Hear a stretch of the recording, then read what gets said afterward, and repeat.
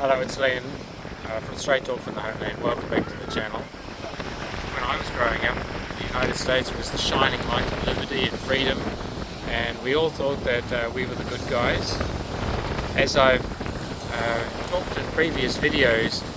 unfortunately my ideas on what was right and what was wrong around the world have been a little bit shattered, especially when you look at recent times when the US is busy trying to attack places like Venezuela, is supporting genocide in Palestine, and generally trying to draw Iran into some sort of conflict because their people in Israel are telling them to do that. None of this means that the world is a safer place or that the US is a force for peace. In fact, I almost gagged last night when I watched the corrupt people in the top of FIFA giving President Trump some sort of peace medal, because I mean he keeps talking about solving 8 wars, but there's not one war that he's actually resolved, and that includes Armenia. You know, here in Australia they're trying to bring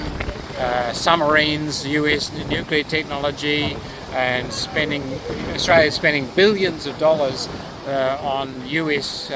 defence contractors, enriching the US. So what's that about? I guess trying to talk up the danger of Chinese aggression and things like that. Yes, defence is important, but at the same time people have to have a balanced view on world matters, not just believe the American propaganda. And in that regard, in Armenia there's the so-called Trump route, which the government there is talking up as being a pathway to peace, but there is no evidence that it will bring peace. In fact, as far as I'm concerned, it's a Trojan Horse, as I've discussed before. And there are 12 questions that I would like the Armenian people to ask the government, which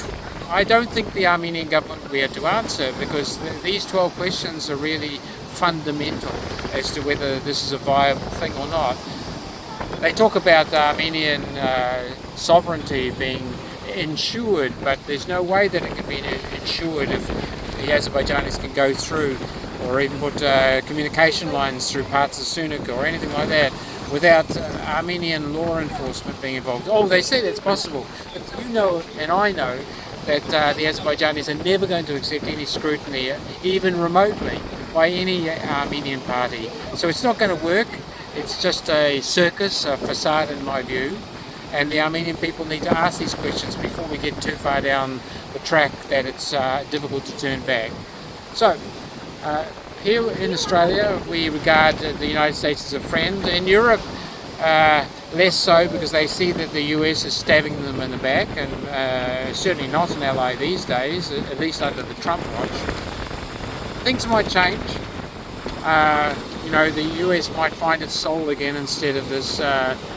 drive towards war and instability. But right now, Armenia needs to be careful that it positions itself between the West and the East and doesn't just go for Europe as some sort of a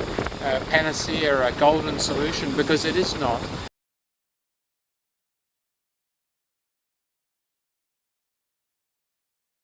Հաշվի առնելով Հայաստանում խոշոր շինարարական նախագծերում կոռուպցիայի հաճախակի դեպքերը, ինչ մեխանիզմներ կներդրվեն այս նախագծում կոռուպցիան կանխելու համար, ԱՄՆ առևտրային շահերը պաշտպանելու համար։ Արդյոք Հայաստանի կառավարությունը կստանա տարանցիկ վճարներ Հայաստանի ինքնիշխան տարածքով անցնող գազի, ապրանքների եւ անձանց համար, ինչպես յուրաքանչյուր այլ երկիր, որտեղ տարանցում է իրականացվում։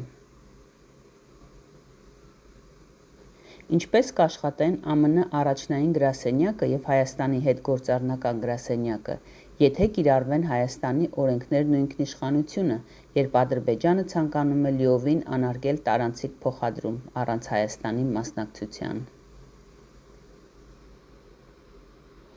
Այլ երթուղիներ ասելով, արդյոք սա նշանակում է, որ հաղորդակցության գծերը կարող են անցնել եւ ազդել Արաքս գետի հովտից դուրս գտնվող Հայաստանի որոշ հատվածների վրա։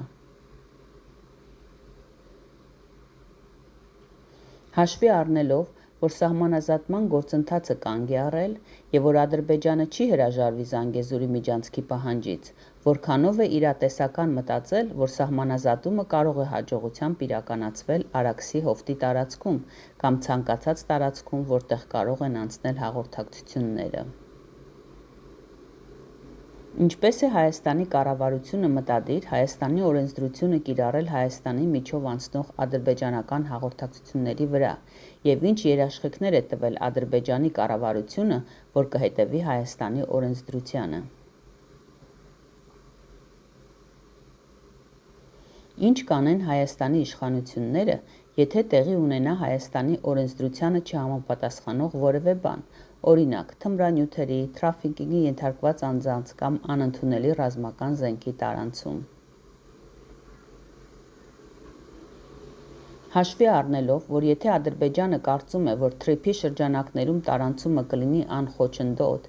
ինչու է Հայաստանի կառավարությունը կարծում, որ Ադրբեջանը չի սպառնա Հայաստանին, եթե այն դադարեցնի ցանկացած գազի, կապի, ապրանքների կամ անձանց տարանցումը Հայաստանի տարածքում որևէ օրինական պատճառով։ Ինչպես է թրիփ պայմանավորվածությունը ազդում Իրանի եւ նրա BRICS դաշնակիցների եւ Հայաստանի միջև հյուսիս-հարավ կապի վրա։ Ինչպես կարող է Հայաստանը երաշխավորել, որ իզրայելցի գործակալները, որոնք կարող են սպառնալիք ներկայացնել Իրանի համար, չեն ներթափանցի հայ-ամերիկյան ընկերություն։ Հաշվի առնելով ԱՄՆ ՆԱՏՕ-ի գործակալների հնարավոր ներգրավվածությունը թրիփ գործողությանը, ինչն է խանգարում Ռուսաստանին ենթարկվել սադրանքներին այնպես, ինչպես դա արեց Վրաստանում եւ Ուկրաինայում։ Հաշվի առնելով Ադրբեջանի կառավարության ռազմատենչ բնույթը, որը դեռևս կրկնվող պահանջներ է ներկայացնում Հայաստանի նկատմամբ, ինչպիսին է Արևմտյան Ադրբեջանը, եւ դեռևս թույլ է տալիս հակահայկական ռասիզմ եւ նույնիսկ էթնիկ հայերի մուտքի մերժում, ինչ անվտանգության երաշխիքներ կունենա թրիփ նախաձեռնությունը, եթե ԱՄՆ-ն տարածաշրջանում բանակ չունի եւ ԱՄՆ-ն վերջերս ունի անվստահելիության փորձ որպես դաշնակից։ So, this is Len from Straight Talk from the Homeland. Thank you very much for listening. Please like, share and subscribe.